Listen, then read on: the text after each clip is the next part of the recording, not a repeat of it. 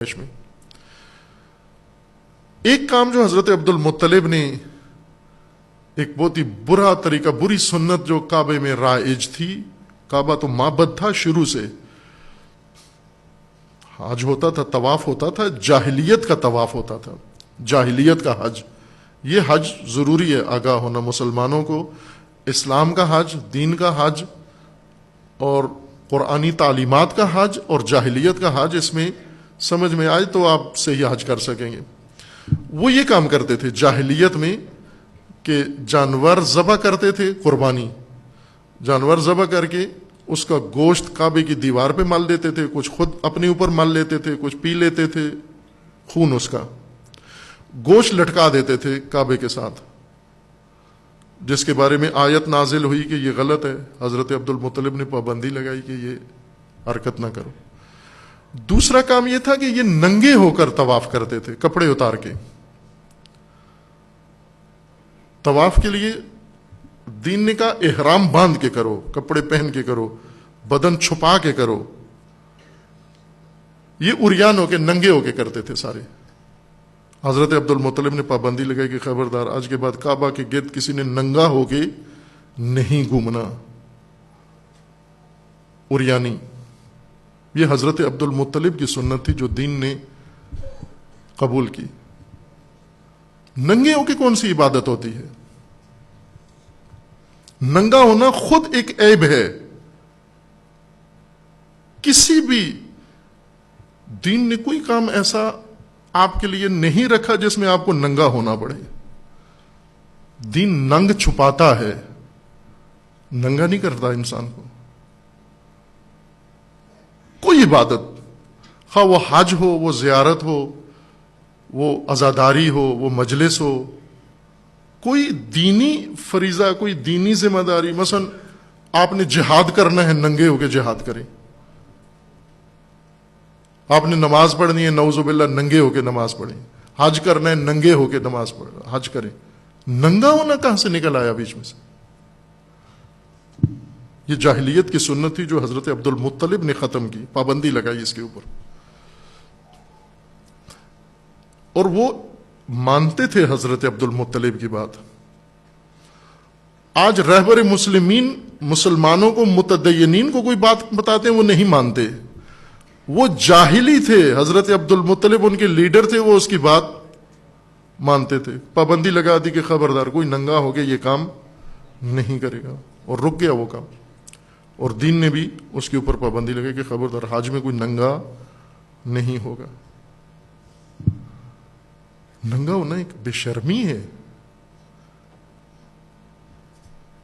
اور چونکہ یہ بے شرمی عمومی ہو گئی ہے لہذا کسی کو دیکھ کر کوئی احساس نہیں ہوتا۔ نہ ہو عزیزان، گھر کے اندر اپنی اولاد کے سامنے ننگے نہ ہو، نہ ہو ننگے، بچوں کے سامنے ننگے نہ ہو۔ یہ گرمی لگتی ہے سب اتار دیتے ہو، بچے بھی گھر میں ہیں، بیٹیاں گھر میں ہیں، بیٹے گھر میں، یہیں سے بے حیائی گھر کے اندر متعارف کروا رہے ہو۔ باپ ننگا ہو رہا ہے، ماں نامناسب لباس پہن رہی ہے، تو بچہ بے حیا ہی ہونا ہے پھر اس نے۔ یہ کہاں سے پردہ سیکھے گا؟ حیا سیکھو، حیا۔ لباس، اللہ تعالیٰ نے انسان کے جو نعمتیں قرآن میں گنوائی ہیں ان میں لباس ہے۔ کپڑے نہ، لباس۔ کپڑا اور چیز ہے، لباس اور چیز ہے۔ لباس جو بدن کو ڈھانپے اس کو لباس کہتے ہیں۔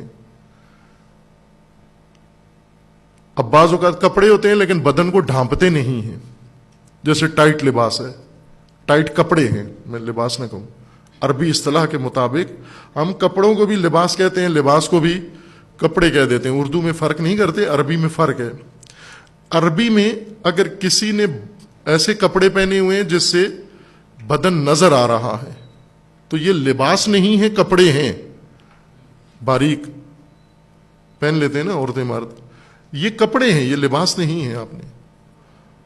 اور اگر ٹائٹ، اتنا ٹائٹ پہنے، کسا ہوا پورے بدن کے اوپر جیسے جراب کی طرح، بالکل اندام جس نے، اور اگر انسان نے کوئی کپڑے نہ پہنے ہو تو بدن اتنا نمایاں نہیں ہوتا، لیکن ٹائٹ کپڑے پہن لے تو اور زیادہ نمایاں ہو جاتا ہے، برملا ہو جاتا ہے۔ وہ یہ معیوب ہے، یہ بھی بے حیائی ہے۔ لباس پہنو، لباس جو آپ کی جلد بھی چھپا لے اور جو آپ کے بدن کے نشیب و فراز بھی ڈھانپ لے، مرد بھی اور عورت بھی، اس کو لباس کہتے ہیں۔ یہ لباس نہیں پہنتے تھے عبادت کے وقت، کعبے میں گھر میں پہنتے تھے، کعبے میں آتے تھے اتار دیتے تھے۔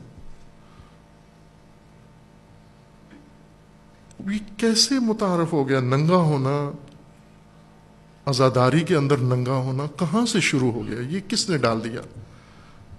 شرم و حیا کے خاندان کی عزاداری ہوتی ہے، عصمت و طہارت کے خاندان کی عزاداری ہوتی ہے، عفت و حیا کے خاندان کی عزاداری ہوتی ہے، بیویوں کی ایک طرف سے۔ بعض لوگ ایسے ہیں، لکھنؤ کے مومنین ایسے ہیں، بعض یو پی کے، کہ وہ بیویوں کے نام کی نیاز جب پکاتے ہیں تو اس میں بھی مرد کو گھسنے نہیں دیتے۔ مثلا بی بی کی زیارت پا کر میں نے خود دیکھا ایک مومن کو زاروں قطار روتے ہوئے، تو میں یہ سمجھا کہ جس طرح ایام سوگ ہیں اور تو یہ اس کے اوپر کیفیت طاری ہے، لیکن وہ مسلسل روتے جا رہے تھے اور غیر معمولی انداز سے روتے جا رہے تھے۔ تو پھر میں نے پوچھا ان سے کہ بھئی کوئی خاص وجہ ہے آپ رو رہے ہیں؟ تو پھر وہ فریاد کرنے لگے کہ مولانا زمانہ دیکھو کیسے ہو گیا، کیا ہو گیا۔ آخر رو رو کے پھر بتایا انہوں نے کہ میں کیوں رو رہا ہوں۔ کہا کہ ہم نے ادھر بی بی کی نیاز پکانا شروع کی ہے، کناتیں لگائی ہیں، شامیانے لگائے ہیں، اور یہ مرد بیچ میں سے گھس رہے ہیں۔ بی بی کے نیاز سے جو مرد نہ جائے، اس بی بی کا نام لے کر، اس کا نوحہ پڑھ کے، اس کا مرثیہ پڑھ کے، کپڑے اتار کے، تو وہاں نہیں یہ احساس ہوتا۔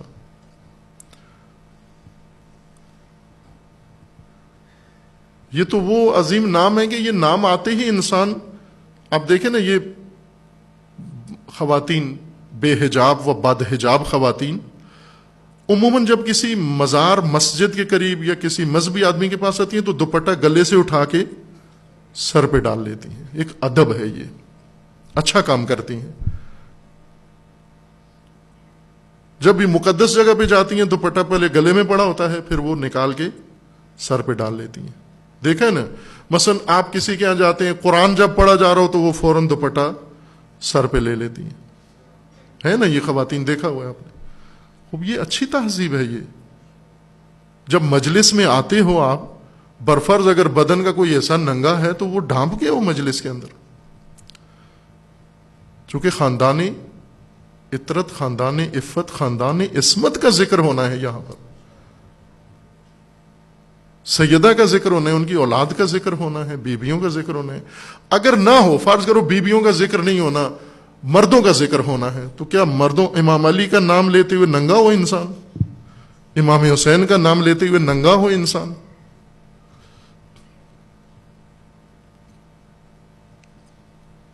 یہ حضرت عبد المطلب نے یہ سنت ڈالی اور دین نے قبول کی۔ ننگا ہونا مرد و عورت کے لیے کسی جگہ بھی جائز نہیں ہے۔ صرف ایک جگہ پر اپنا بدن دکھا سکتے ہیں میاں بیوی ایک دوسرے کو، بس، اور نہیں، اور کسی جگہ اجازت نہیں۔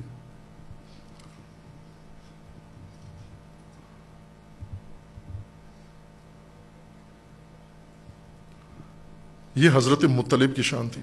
اس طرح کی شخصیتوں نے بنو ہاشم کا وقار